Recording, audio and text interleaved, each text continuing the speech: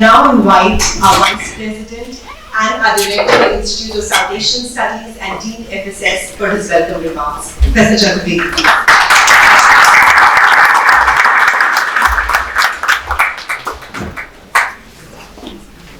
Thank you very much, Dr. Shweta. Honorable President, South Asian University, Professor K.K. Agarwal, Professor Amina Mohsin of University of Dhaka, Dr. Shweta, senior officers of the University Administration, dear colleagues, and scholars and students. This is more than a launch of a book, which of course in its own right is a very, very important event. This is also the celebration of a mission that South Asian University holds very dear to its heart. It is also a celebration of the encouragement and motivation that we continue to derive from our president, who right from day one has been underlining the critical importance of thinking like South Asians, working together like South Asians. It is also the celebration of a wonderful journey that started way back in 2015 when a memorandum of understanding was being signed between South Asian universities and University of Dhaka. In the signing of which, the two distinguished editors of this volume, Dr. Amina Mohsin and Dr. Shweta Singh, played the lead role. And the message was loud and clear that we at the South Asian University do not want our memorandums of understanding to remain simply a piece of paper, but we believe in operationalizing those very important documents and signatures of collaboration. A number of events happened as a part of the Memorandum of Understanding. Again, the lead role being played by the two universities and the departments of international relations. And gradually we found and felt that the initiative was attracting the attention of colleagues and scholars from across the disciplines. It is also the celebration of the fact that 40% of South students are women, and the day is not very far away when we'll have a majority. And that should happen, that will happen, for the simple reason that feminism is not just a particular school of thought.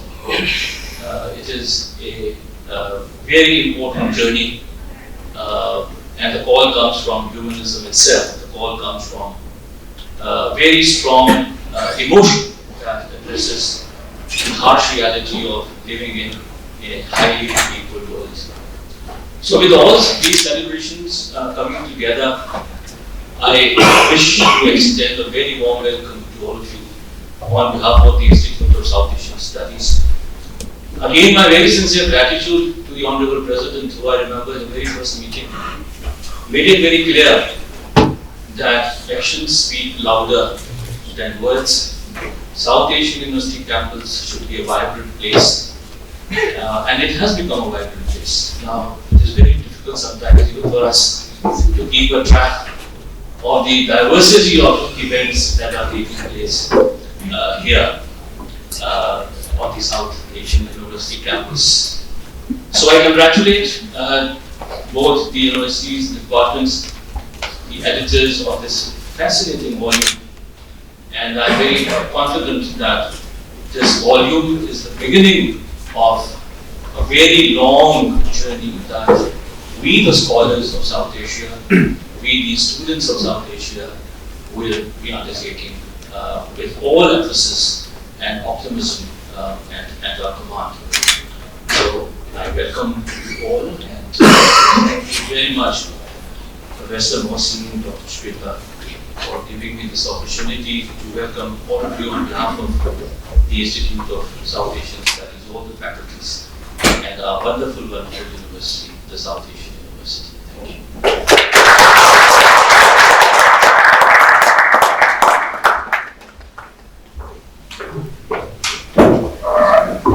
Thank you so much, Professor Chaturvedi. Can I now invite Professor Amina Mohsin, University of Dhaka, who's a collaborator and an editor for the volume, co-editor for the volume. Professor Mohsin, please.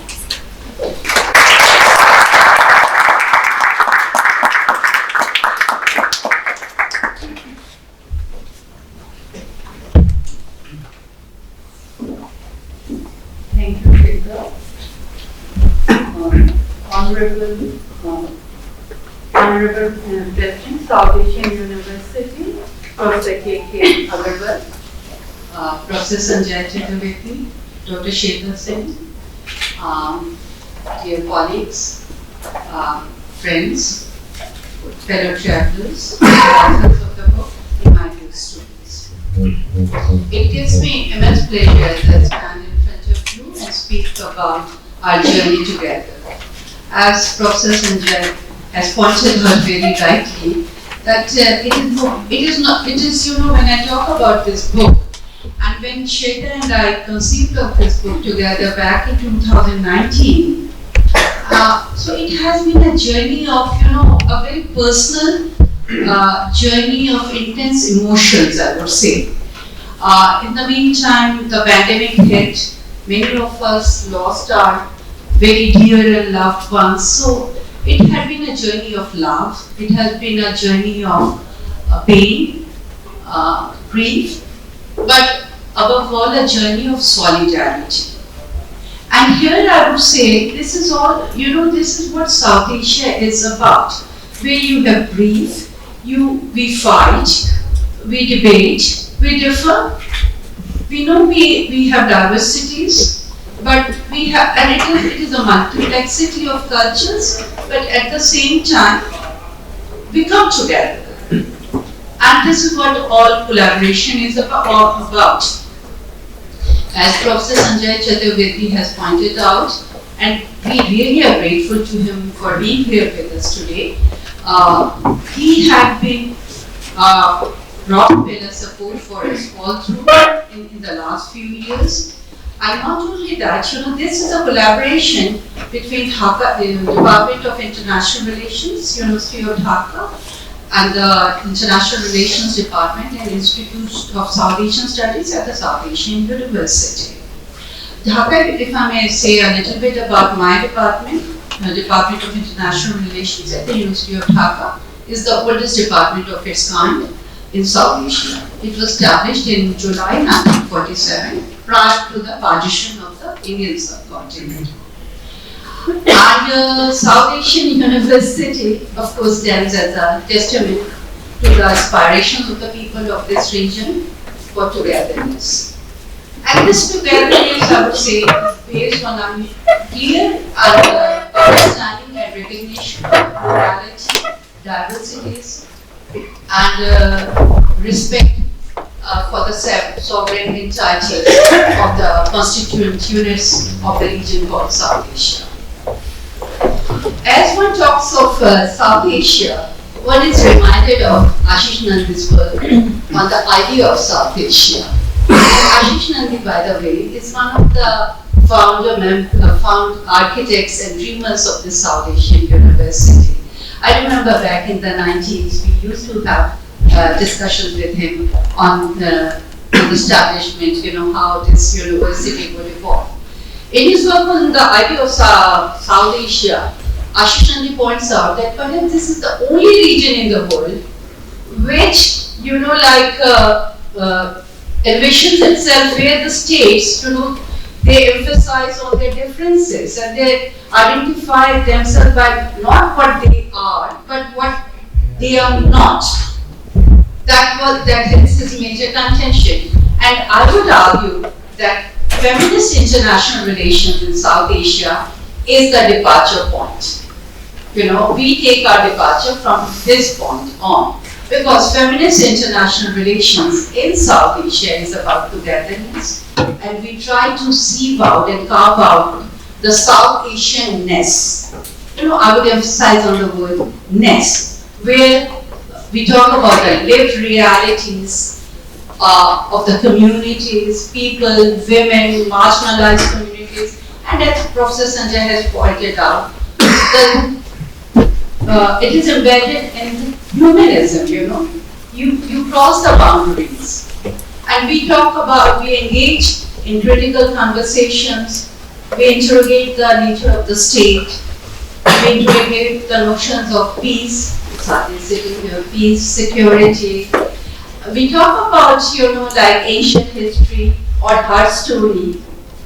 Thank you, Afrin, for your contribution. I recognize the contribution of my colleague, longtime friend, Dr. Sabah Gul Khajar from Pakistan, who brings in the voices of the Afghan women. I recognize my colleague Larifa Yasmin. I recognize all the authors who have contributed and talked about, populism, talked about gender democracies, and how masculine ethos and institutions, and the binaries that have been created. So we try to bring about, and I think that is the greatest contribution of feminist international relations in South Asia. And it has been a long journey, as I say. As I stand here and conclude what I have to say, I pay my deepest respect to my mentors, fellow travelers, to all the authors who have been with us in this journey for the last, I think, 4 to 5 years. And my greatest thanks are obviously to Sheila. Thank you so much.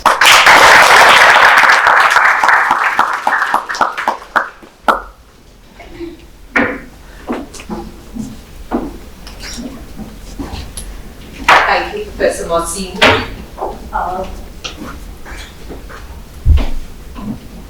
This is indeed a very special moment as I stand here today and share bits and pieces of our journey. Our journey which you see and which has shaped the final outcome in the form of this book. But this book has many stories. The book is about the plurality of stories. This journey, as Professor Mohsin very rightly said, has been a journey about joy, about grief, about politics of care, and most importantly, about feminist solidarity across borders. This has been a journey that owes its character to many conversations that we've had across time and space, in Dhaka, in Delhi, in Colombo, in Tromsø, and that cuts across the diktats of disciplinary silos and is premised on the intellectual edifice of what we call the 3 Ds: dialogue, dissidence, and difference, between and across what we classify as first, second, third, and now 4th generation of feminist IR scholars in the region. So I do want to lay emphasis on the epistemic production of this work on and from South Asia, and the location of this both at the South Asian University and University of Dhaka. I would say, for me, South Asian University, Department of International Relations, and Institute of South Asian Studies has really not just provided that dialogical space. I want to emphasize on the idea of dialogical space. To think about the idea of South Asia, as Professor Mohsin was talking about, the idea of South Asianness so differently, but in so many different ways, provided the intellectual, institutional, and collaborative edifice to be able to actually translate many of these ideas in terms of what you see as the final outcome, the book. I don't think I have enough words to put on record the phenomenal support and the encouragement that we have received from the Honorable President, South Asian University, Professor K.K. Agarwal, who in so many different ways has been the wind beneath the wings. A deep sense of gratitude to you, sir, always. I do know how difficult it was for him to be back from Chennai, but he's just said, I will come. And here he is with us, and that is what a mentor, a head of an institution always does for us.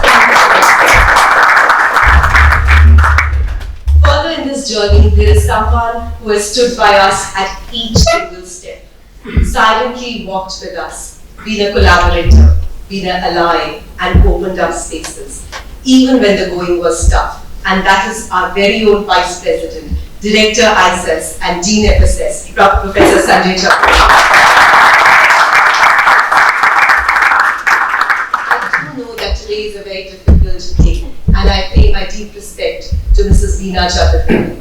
And I do often think about each moment that Professor Chaturvedi is here with us. I pay my respect and I pay my gratitude. Institutions are always about collectivity.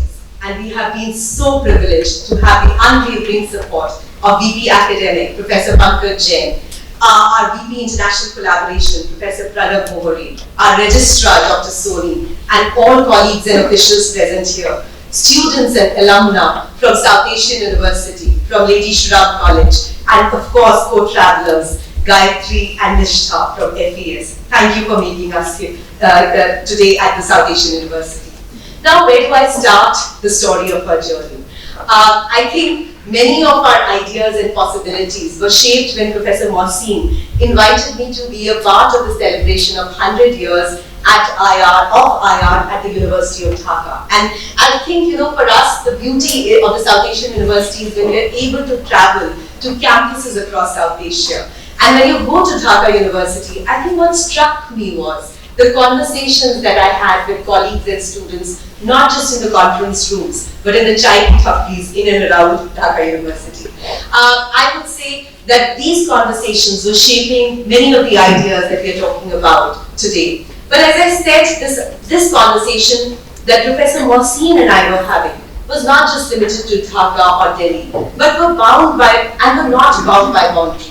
We were also having these conversations in Afghanistan, in Pakistan, in Sweden, in Australia, both in the global north and global south. And one strong connecting thread was a mutual feeling that we all had, and I'm sure all of us have had that in the classroom context, that why don't we have a volume that brings voices from South Asia and not just on South Asia. Our emphasis was from South Asia. And many of us who were engaging with this idea had a kind of frustration where we strongly felt that South Asia was being appropriated or put on the margins of knowledge production, or was simply just being reduced or rarefied within the limited terrains of area studies. And in the process, its specific history or her stories were being erased both by the politics of colonialism and coloniality. In many of the rich and textured conversations that I've had with feminist collaborators, and most importantly with students, I would often hear, we do not have a book that speaks to us in the region. And that was our provocation. The nudge was very clear. The provocation was high. And we knew that we, in our voices, was marked by both the spirit of difference and dissidence. Yet we were in dialogue, both regionally and globally. So the journey started on the intellectual edifice, as I said, on the 3 Ds: dialogue, difference, and dissidence. But we also wanted to break out of disciplinary silos. It was very important for us when we were talking about the idea of South Asia to be able to break out of disciplinary silos, having rooted, being rooted in the discipline of IR. So if you look at the nature of contributions, we have contributions from the field of peace studies, from anthropology, from sociology, from political science. And I think we also started to engage what is not recognized as legitimate sites of knowledge production. So if you look at the way we looked at conceptualization, you have Afrin's chapter which looks at Jahanara Begum's letters, you have Dr. Megha Vish's chapter which looks at Arthashastra. We worked on the Therigatha and the Buddhist texts, and that's how things started to unfold. So I would say, and as we were having these conversations, Sabatul Khattak from Pakistan, she really said that while you are talking about this, also recognize the fact that there is a thin line that segregates how we deploy history, or rather histories that have shaped both the genealogy and the politics of knowledge production. We saw that thread running across the volume, for instance in the section on women, peace and security, where Swati, Veena, Shomita, Poonam, Lelifar, while we're in dialogue, were also the dissident voices. And similar fervor in Rajeshwari and Nandini's chapter. Further, while I urge you to read the book, you would see how visual politics come alive in the context of Deepti Tamang's work on the Darjeeling Hills, or Anushka Karangame's work on on populist art in the context of Sri Lanka, and Farooq Yusuf's piece on Khyber Pashtun area in Pakistan. So I think where I do want to bring us all is that for us the point of emphasis is on the epistemic location of South Asia, which is particularly valid given the density of arguments within a lived community and in the process of knowledge production. We were very attentive to the politics of solidarity and struggle, and not just to a universal frame of global sisterhood. In terms of our framing, we were attentive to what we call the plurality of the field, not the field as singular. I would urge you to read the volume, but I do want to say that many of you who are in the room and who are not present here physically, we owe our feminists debt. Professor Anuradha Chinoy, who's with us here, really scripted what was the first generation of feminist IR scholars in the region and globally. Thank you, Professor Chinoy, for coming here today. Professor Imtiaz Ahmed, Dr. Meenakshi Gopinath, Firdaus Azim, Professor Neela Chandok, and each one of our students for me at the South Asian University and University of Dhaka. I'm so delighted to see some of our alumni who have joined us here today. It is the vibrancy of the student community at the South Asian University, the dialogical space for conversation that makes the volume what it is that you see it is today. And with that, I sign off with remembering my father, who is surely smiling as I'm standing here today.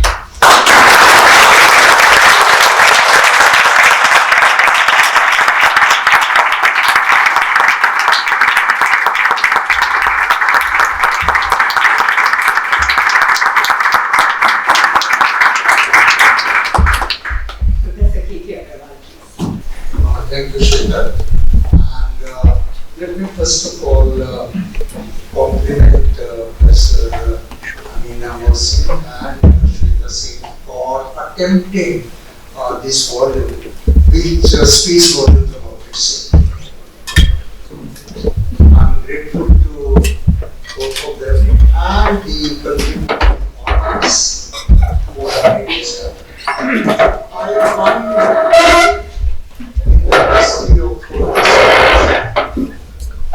history of this university an important day for several reasons.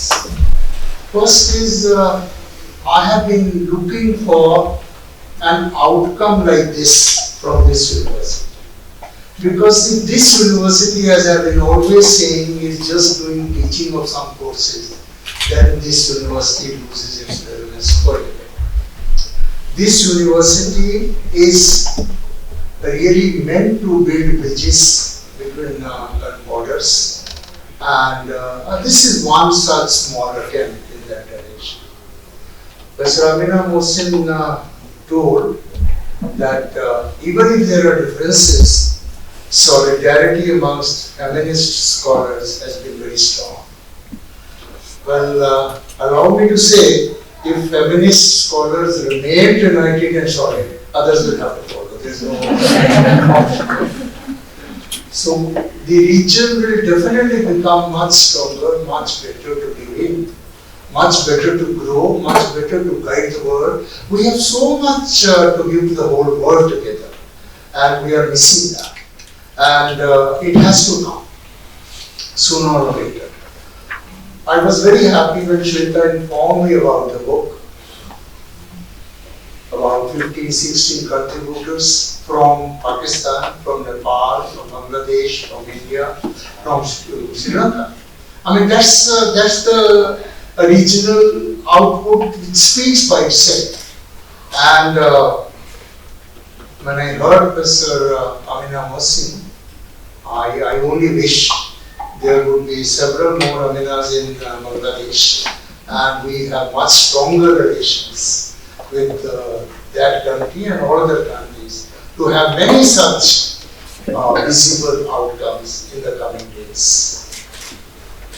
Friends, this university looks forward to all these outcomes very strongly, and when I found that as many as 5 countries' citizens, I mean, many of them have now become citizens of other countries, some of them at least, have contributed to the concept of South Asia in this book.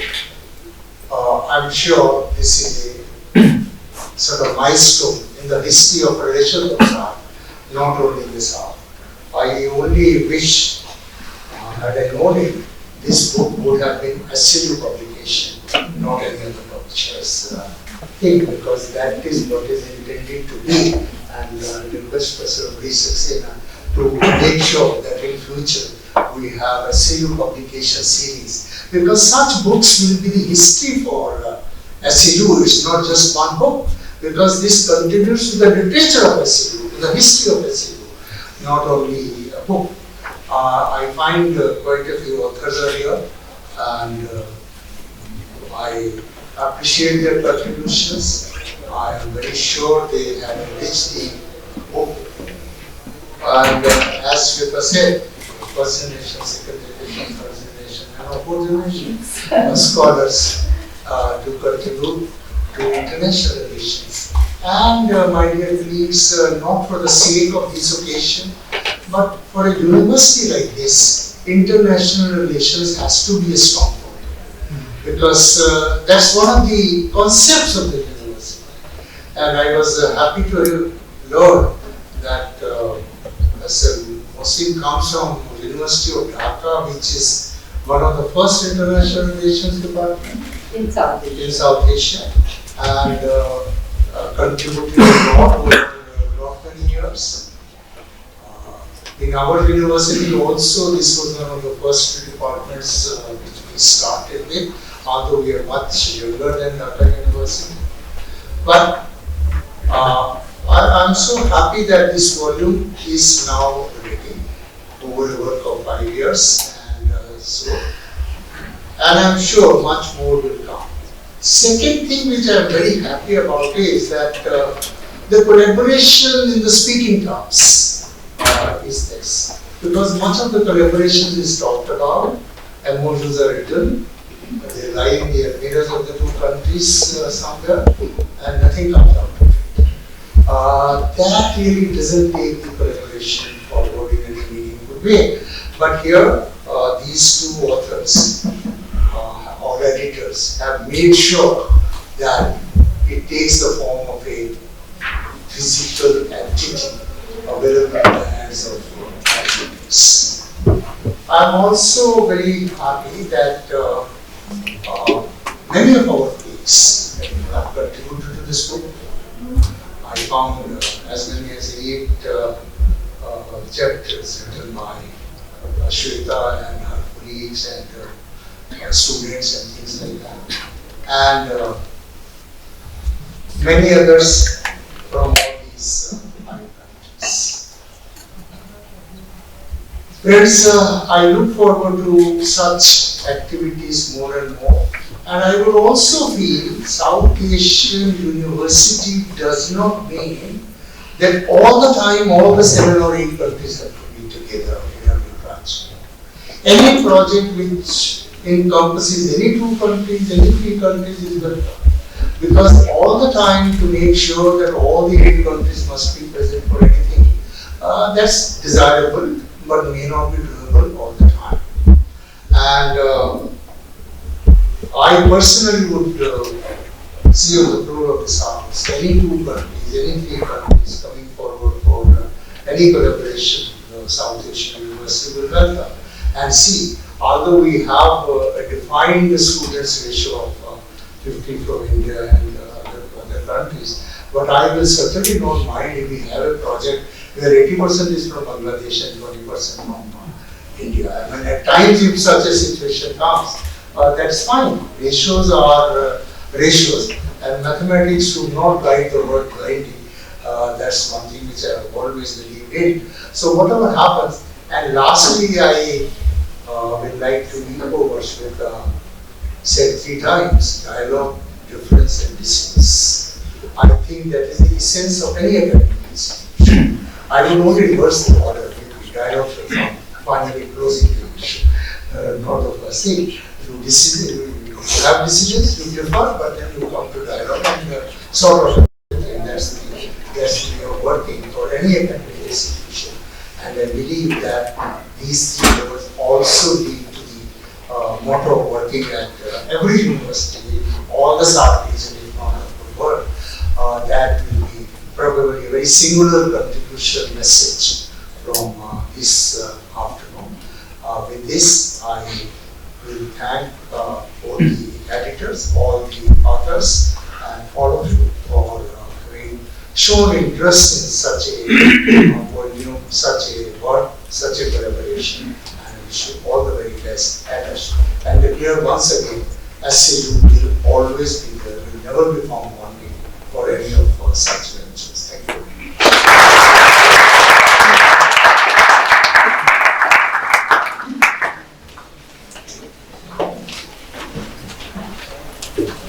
Thank you very much, Professor Agarwal. With this, I would like to formally announce the release of the book. May I request the student volunteers to please hand over copies of the book to our esteemed panelists.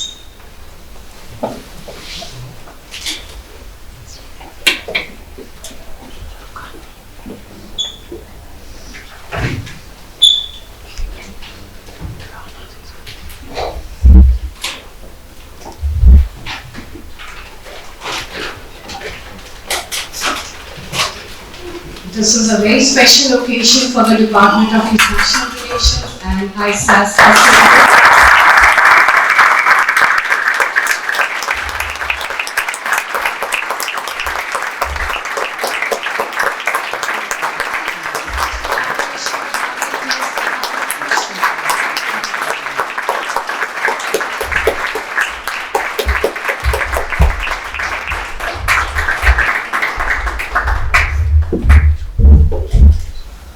With this, we reconvene after a few minutes for the panel discussion. Thank you, everyone.